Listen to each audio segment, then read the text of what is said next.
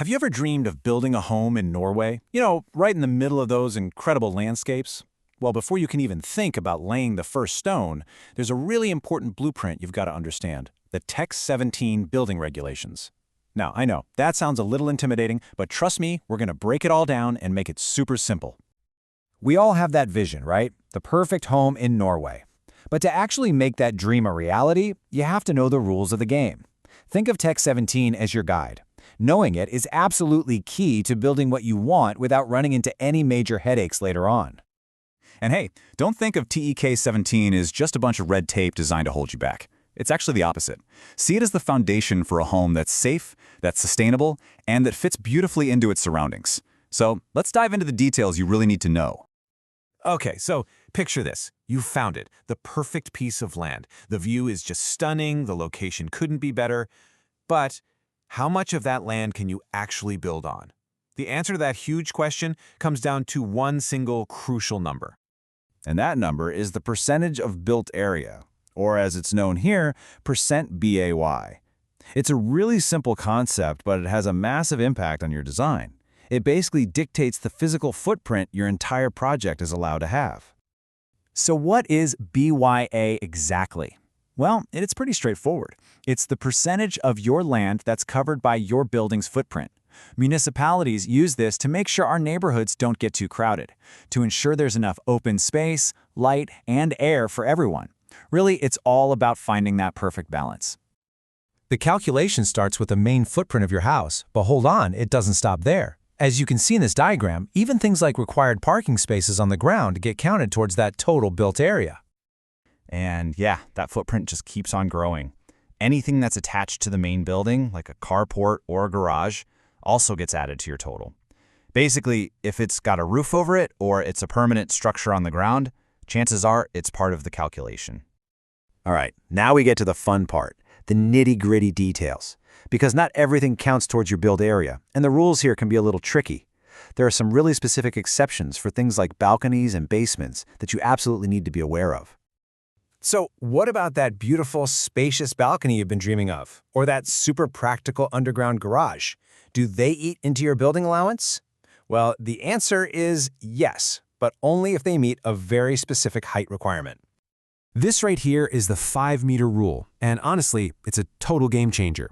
Here's the deal. If your balcony is less than 5 meters off the ground, its area doesn't count towards your BYA. Awesome, right?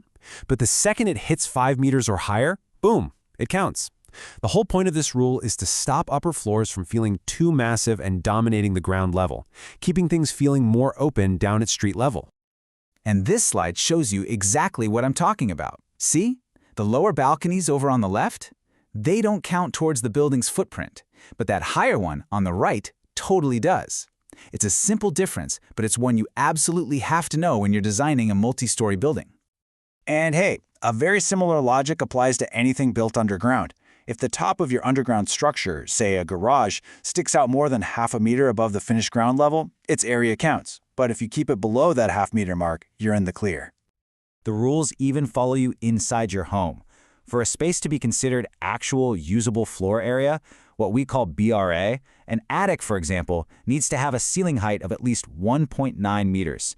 And not just at one point, but over a width of 60 centimeters. If it's less than that, the government just considers it storage space, not livable space. So we've talked about how wide your house can be, but what about how tall? Let's shift our gaze upwards and look at the rules that set your building's vertical limits. Okay, there are 2 Norwegian words you're going to hear a lot, so you might as well learn them now. The first is Mønehøyde, that's the ridge height, the very highest point of your roof. And the second is Gesimshøyde, or eaves height, which is the line where your outer wall meets the roof. Now here's where it gets interesting. The way you actually measure that eaves height depends on your roof's design. But no matter what kind of roof you have, whether it's a classic gable or some sleek modern shape, the rules are super clear about exactly where that measurement has to be taken from. And for all you fans of modern, flat-roofed buildings, it's the height of the parapet, that little wall around the edge, that matters.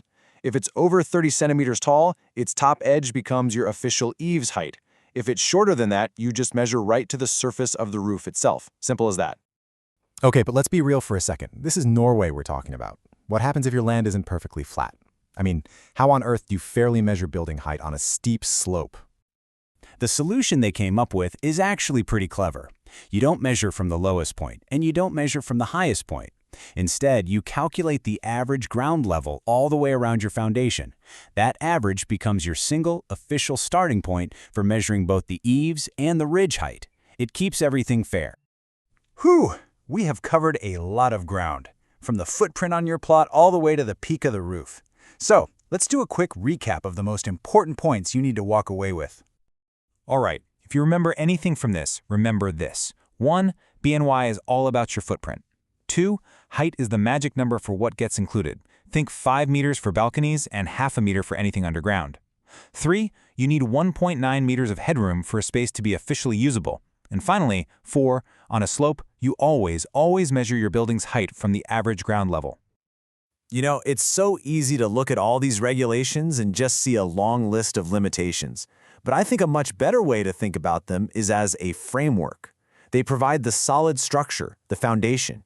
And upon that foundation, you get to apply your own creativity to build something truly amazing. So now you know the rules of the game. You have the knowledge to work with your architect and create a home that's not just beautiful, not just functional, but one that's also safe and totally legal. The blueprint is officially in your hands. So, the only question left is, what are you going to build?